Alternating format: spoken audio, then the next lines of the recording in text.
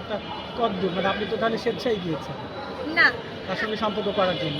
একদমই না। মানে নোবেলের সাথে আমি শারীরিক সম্পর্ক করার কখনোই আমার ইচ্ছে ছিল না। আমি যদি করার ইচ্ছেই থাকতো, তাহলে আমি অনেক বছর আগেই করতাম।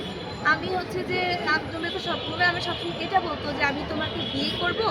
আ বিয়ে ছাড়া আমরা কোনো কাজে আগাবো না।" কিন্তু সেদিন নোবেল কেন এই কাজ করছে, কিসের জন্য করছে, সেটা আমি নিজেও আসলে জানি না। বলতে পারি না যে নোবেল কেন করছে আমার সাথে এই কাজটা। ব্ল্যাকমেইল করে এই পর্যন্ত আপনার কাছ থেকে কত টাকা নিয়েছে এবং তার অভিযোগ তো তাকে গ্রেপ্তারি পরোয়ানা দিয়েছে। এতে আপনি সন্তুষ্ট কিনা? হ্যাঁ, অবশ্যই সন্তুষ্ট হব না কেন? কারণ আমি আমার এখন ন্যায্য বিচারটা চাই। আমি যে ফ্যামিলিভাবে ক্ষতিগ্রস্ত টাকা-পয়সার দিকে, সেটার জন্য আমি এখন আমার আইনের কাছে বিচার চাচ্ছি আমি।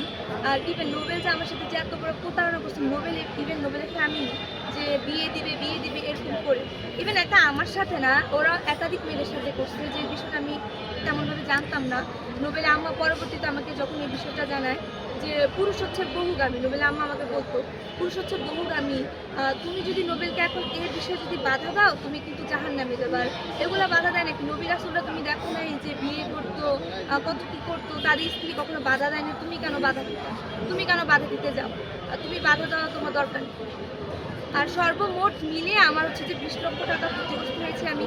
আর আমার মামলাতে প্রমাণিত হয়েছে 13,18,560 টাকা, 540 টাকা। এটা তদন্তের